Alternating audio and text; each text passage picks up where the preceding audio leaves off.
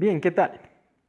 Hemos establecido las ecuaciones de Einstein, ya hemos trabajado con algunas soluciones de ellas y ahora quisiéramos establecer algunas propiedades, en particular las constantes que han quedado por ahí indeterminadas utilizando el límite newtoniano. O sea, quisiéramos conectar la nueva física, la nueva teoría con algo que ya conocemos, la gravitación newtoniana.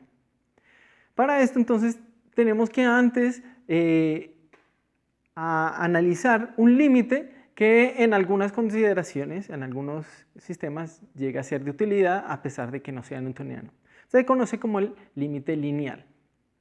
Lo que sucede es que la gravedad es una teoría realmente complicada. ¿Por qué? Porque es una interacción que interactúa con ella misma. Recordemos, por ejemplo, el electromagnetismo.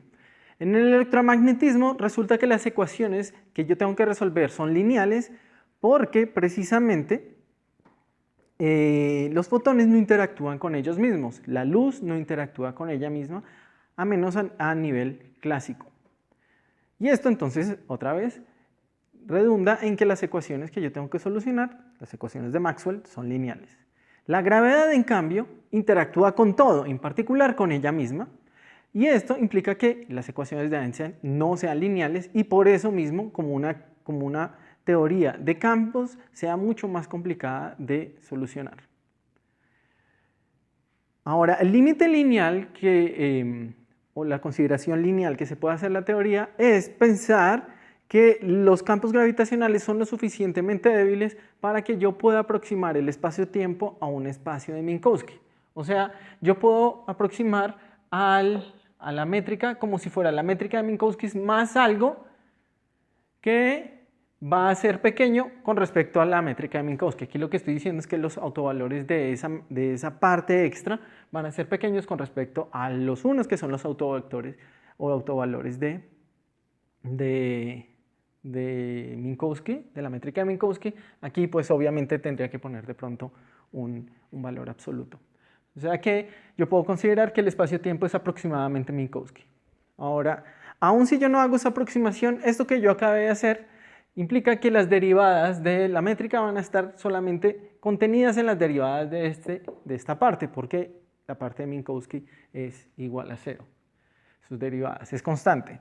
O sea que los símbolos de Christoffel van a quedar expresados de esta manera, ¿cierto? Donde aparecía la métrica solamente aparece la perturbación. Ahora, si yo quiero pensar en el límite lineal, o sea, si yo voy a pensar en esto, voy a pensar que esa es realmente una perturbación, algo pequeño, puedo darme cuenta que aquí, por ejemplo, va a aparecer una parte que va a ser la inversa del Minkowski menos la inversa del H, perdón, aquí un H con índices arriba, invertido con la métrica de Minkowski, realmente no nos va a interesar. El hecho es que va a aparecer un eta más algo que viene como H, pero esa parte, como ya tengo a H, la perturbación aquí implicada, entonces voy a despreciar los términos que van a ser H por H, porque van a ser del orden de H cuadrado. O sea, voy a solamente considerar los términos lineales en H. Y esta sería entonces la expresión de los símbolos de Christoffel. Entonces, si se dan cuenta, cuando yo tomo este límite, la única parte no trivial va a quedar aquí en las derivadas. Esta parte va a ser la métrica Minkowski que no va a afectar, digamos, el desarrollo de derivadas, por ejemplo. Por ejemplo, entonces, si yo voy a calcular el tensor de Riemann, recordemos el tensor de Riemann viene derivadas de los símbolos de Christoffel y productos de los símbolos de Christoffel. Como los símbolos de Christoffel ya son algo que es de orden H, los productos de símbolos de Christoffel ya son orden de H cuadrado y son términos que yo estoy despreciando. Entonces, olvido esos productos y solamente me quedo con las derivadas de los símbolos. Ahora, si yo aplico esas derivadas, aquí me está faltando un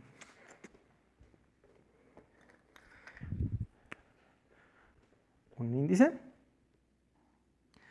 Ahora, si yo aplico esto para calcular el tensor de de Ricci, que es sacar esta traza.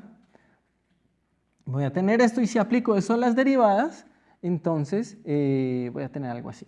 Entonces, aquí esto que estoy escribiendo es precisamente esta derivada actuando sobre este símbolo de Christoffel. Aquí este que aparece es el de Lambertiano, o sea, las derivadas contraídas con ella misma. Y esta parte viene como de este término. Nuevamente estoy despreciando unos términos h cuadrado que vendrían de aquí y vienen de acá. Ahora esos los puedo rearreglar para quedar de esta manera aquí, donde nuevamente pues no estoy escribiendo los términos h cuadrado. Y eso es lo que vamos a utilizar para escribir las ecuaciones de Einstein. Ahora, en principio yo tengo que calcular también el escalar de Ricci. Sin embargo, vamos a utilizar un truco para no hacerlo. Ya vamos a ver.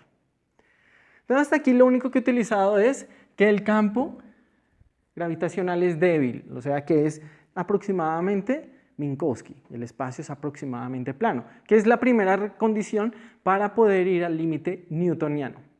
La segunda condición para ir al límite newtoniano, y eso ya lo habíamos explicado en algún momento, tal vez esto les recuerda a algo, cuando íbamos al límite no relativista, precisamente el límite no relativista es la otra condición, no solamente nos basta con que los campos sean débiles, sino que tiene que haber precisamente una teoría no relativista. ¿Esto qué quiere decir? Que las derivadas temporales van a ser, perdón, aquí lo escribí al revés.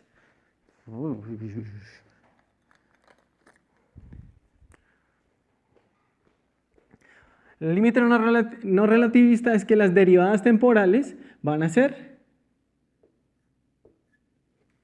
mucho menores, inferiores a las derivadas espaciales. O sea, es como considerar que el sistema es aproximadamente estático. ¿Ok?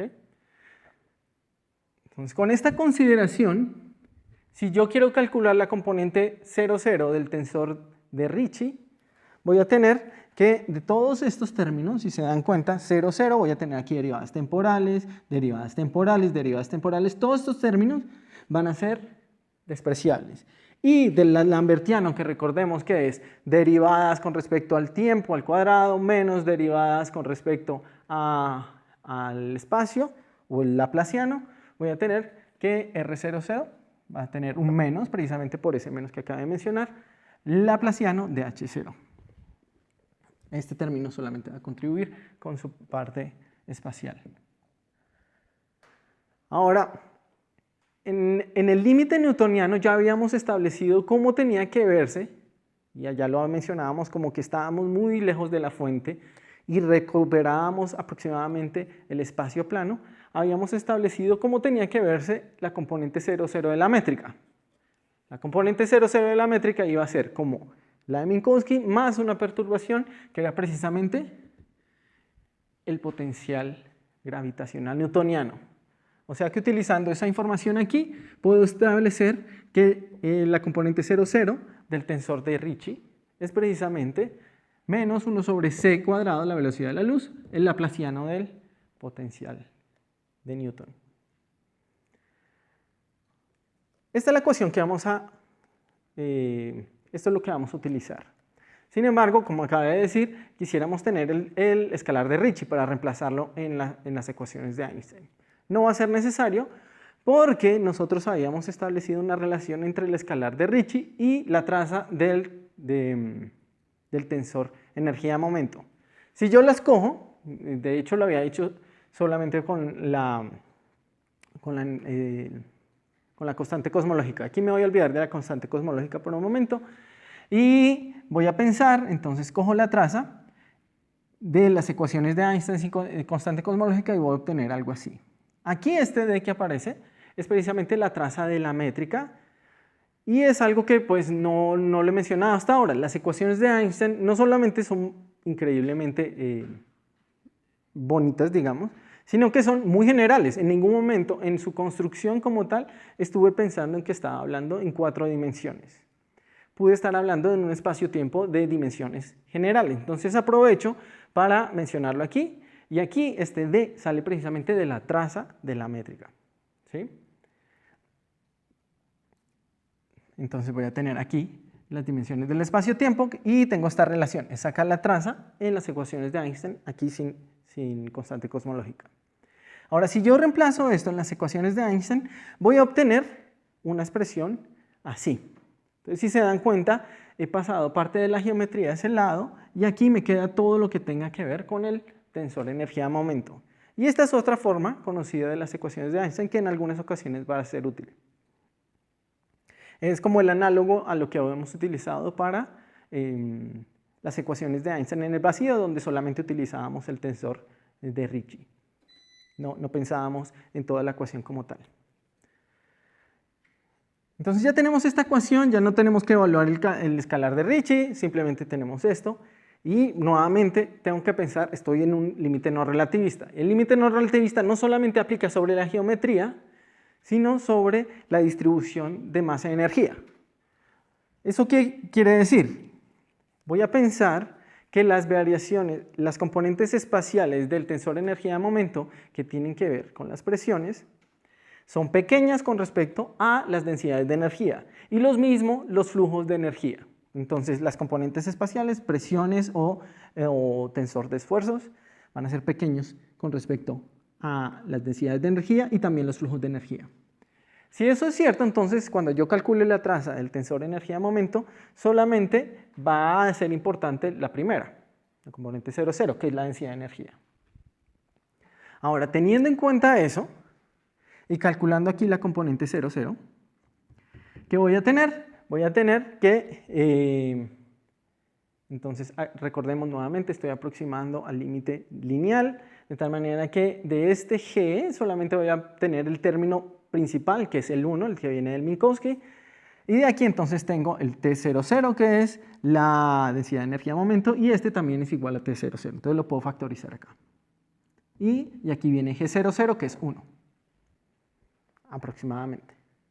Entonces, si se dan cuenta, tengo una relación entre el tensor de Ricci, el componente 0,0, y la densidad de energía. Pero el tensor, la componente 0,0 es el laplaciano del potencial. O sea, esta ecuación se puede escribir de esta manera. Tengo el laplaciano del potencial igual a una constante, menos una constante veces la densidad de energía. Ahora pensémoslo en densidades de masa. ¿Qué va a suceder? Que esto es precisamente la ecuación de Poisson. Y yo la quiero con las unidades o con los constantes que aparecen precisamente para la ecuación de Poisson de la gravitación universal. De tal manera que ahora estamos encontrando cuál es el valor que tiene que tener esa constante que hasta ahora no la hemos definido, simplemente estábamos poniéndola para que, digamos, en nuestra deducción de la acción de Hilbert-Einstein no aparecía, no estaba fijada. Ahora queda fijada esta constante y ahora sí podríamos, por ejemplo, poner números, poner aquí densidades de masa para hacer cálculos. ¿Sí? Aquí, teniendo esta densidad de masa, podríamos hacer cálculos a la Newton. Nosotros queremos hacerlo a la Einstein, o sea, pensar en densidades ahora sí de energía y calcular espacio-tiempo. Entonces, hoy lo que hicimos ya fue establecer nuestras ecuaciones con constantes numéricas para ir a, por ejemplo, ya probar con el experimento posibles soluciones. ¿Qué es lo que yo quisiera ahora hacer? Por ejemplo, quisiéramos analizar mejor los espacios-tiempos. Vamos a empezar a definir algunas herramientas para, por ejemplo, descubrir de una vez por todas los agujeros negros, que será lo que haremos la próxima vez. Nos estamos viendo.